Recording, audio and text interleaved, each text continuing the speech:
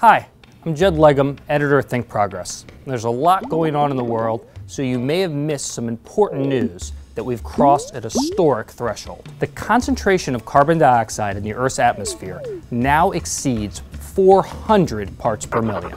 We haven't been anywhere close to that in all of recorded history. So what? Who cares about 400 parts per million?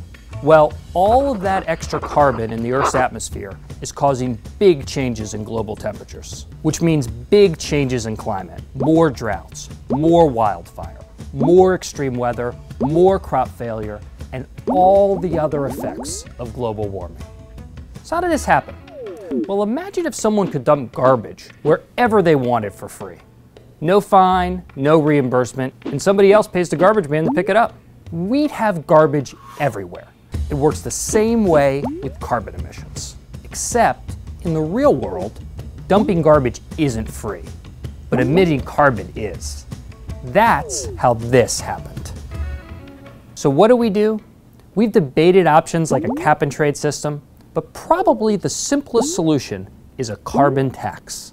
We figure out the cost of all of this and apply that as a tax to the carbon we emit from our cars, from our power plants, and so on. The US government pegs that amount at about $40 per ton of CO2. So anyone who produces carbon pollution will pay a tax on those emissions. But almost every proposal for a carbon tax takes that money and gives it back to the people affected by climate change.